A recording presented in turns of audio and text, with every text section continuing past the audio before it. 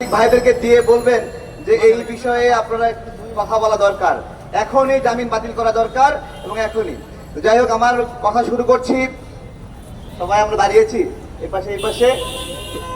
আচ্ছা আচ্ছা, জি, অনেক সমস্যা।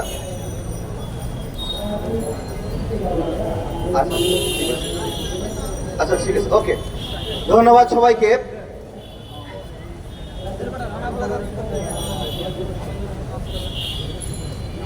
শেখ হাসিনা রানার জামিন দিয়েছিল, জামিন শেখ হাসিনাও দিয়েছিল, কিন্তু আমরা যখন প্রতিবাদ করলাম তখন শেখ হাসিনা এই জামিনটা প্রত্যাহার করে নেয়।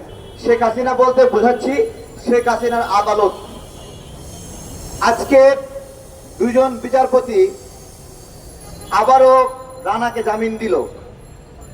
আমার প্রশ্ন, মাথায় আপনার ব্রেন আছে না গোবর আছে? এটা জিজ্ঞাসা করছি। এটা একটা স্বাভাবিক বিষয়। হাজার হাজার মানুষ মারা গেল, হাজার হাজার মানুষ আহত হলো, কার জন্য? এটা পরিকল্পিত হত্যাকাণ্ড ছিল কিনা আমি যদি আইনজীবী হয়ে ওই বিচারকের সামনে দাঁড়ায় প্রমাণ করতে না পারি, রাজনীতি ছেড়ে দেব। কিন্তু আমি একজন আইনজীবী না, সেহেতু রাজনীতির মঞ্চ থেকে, প্রেস ক্লাব থেকে বলছি, রানা ওই দিন শ্রমিকদেরকে জোর করে রানা প্লাজায় ঢুকায় এবং 3 শিফটের শ্রমিককে এক জায়গায় করে। 3 শিফটের, এক শিফটে যদি ধরেন 2000 হয়, 3 শিফটে কত হবে? 6000 হবে।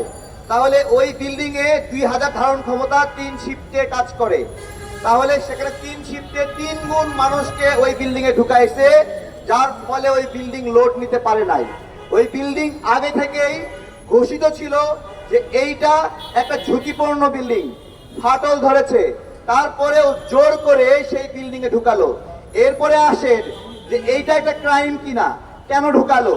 ঢুকিয়েছিল ওই দিন আওয়ামী লীগের প্রোগ্রাম ছিল, সেই আওয়ামী লীগের প্রোগ্রামে লোক নেওয়ার জন্য সে তার গার্মেন্টসের সমস্ত কর্মীকে 3 শিফটের এক জায়গায় ঢুকায়ে জোর করে লাঠি দিয়ে পিটায়ে পিটায়ে ঢুকাইয়াছে। ঢুকায়ে ওই বিল্ডিং এর অবস্থা একটা মানে নাজুক অবস্থা তৈরি করেছে এবং তারপরে সেই বিল্ডিংটা ভেঙে পড়লো। এই হলো রানার একটা অপরাধ, যে সে শ্রমিকদেরকে জোর করে ঢুকিয়েছে, যার কাজের শিফট ছিল না তাকেও সেখানে ঢুকিয়েছে।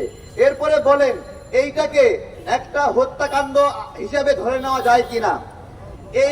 এই বিষয়টা প্রমাণ করার জন্য কত বছর লাগবে বলেন? এই বিষয়টা এত বছরেও রাষ্ট্র প্রমাণ করতে পারেনি যে রানা একটা অপরাধী, রাষ্ট্র প্রমাণ করতে পারেনি। আমার কথা, যারা attorney general, deputy attorney general রাষ্ট্রপক্ষের হিসেবে ওইখানে ছিলেন, তারা কি ঘুমাচ্ছিলেন? তারা কেন রানার জামিনের যথাযথ বিরোধিতা করেন নাই? নাকি আপনিও রানার টাকা খেয়ে নমনীয় ছিলেন? আজকে আমরা এই প্রশ্নগুলো করছি। রানার টাকা কে কে খাইলেন সেই হিসাবটা চাচ্ছি। শুধুমাত্র 2 বিচারপতি রায় দিয়েছে, তারা তো খাননি। আইনজীবী সেও খেয়েছেন, রাষ্ট্রপক্ষের আইনজীবী সেও নমনীয় ছিলেন। সবকিছু মিলিয়ে টাকার একটা হরিলুট হয়ে রানাকে জামিন দেওয়া হয়েছে। এখন আমার যে প্রশ্ন, অনেকগুলো কথা রয়েছে। রানা প্লাজার ক্ষতিগ্রস্ত যে মানুষগুলো, সেই মানুষগুলোকে ক্ষতিপূরণ দেওয়ার কথা ছিল। মতিয়া চৌধুরী হাসতে হাসতে এবং উল্লাসের সঙ্গে বলেছিল সংসদে যে রানা প্লাজার মানুষের জন্য ত্রাণ এসে, সহযোগিতা এসে রাষ্ট্রের ব্যাংক, রাষ্ট্রের অ্যাকাউন্ট, শেখ হাসিনার অ্যাকাউন্ট ভরে গেছে। কত টাকা এসেছিল? 127 কোটি টাকা এসেছিল কয়েকদিনের মধ্যে। এই টাকা কে দিয়েছিল? আমি আপনার মতো নাগরিকরা এই টাকা দিয়ে ব্যাংক ভরে দিয়েছিলাম।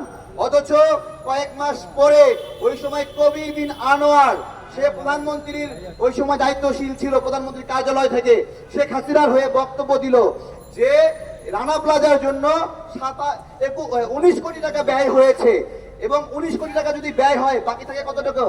108 কোটি টাকা বাকি থাকে। এবং সে বলল যে রানা প্লাজার জন্য প্রধানমন্ত্রীর তহবিল বলে কোনো তহবিল নাই। অর্থাৎ পুরো 108 কোটি টাকা এক বক্তব্যের মধ্যে দিয়ে নাই করে দিল শেখ হাসিনা। আমার প্রশ্ন হলো যে শেখ হাসিনার ওই 108 কোটি টাকা, ওটা এখনো তার তহবিলে আছে কি তহবিলে নাই? আমি শ্রম উপদেষ্টা আসিফ সাহেবকে জিজ্ঞাসা করেছিলাম যে আপনি এটা তদন্ত করেন 108 কোটি টাকা এখনো আছে কি 100 এখনো নাই। পাশাপাশি এটাও বলেছিলাম একটা করে দুর্ঘটনা আসে, বিভিন্ন এনজিও এবং সামাজিক সংগঠনের উৎসব শুরু হয়ে যায়। বলেন তো কিসের উৎসব? কিসের উৎসব? টাকা সংগ্রহের উৎসব শুরু হয়ে যায়। তাদের চোখ চকচক করে, এই তো টাকা সংগ্রহের সুযোগ আসলো। এবং সেই সময় একটা শ্রমিক সংগঠনের তদন্ত চলছে এখনো। তদন্ত প্রকাশিত হওয়ার আগে আমি নাম বলছি না, শুধু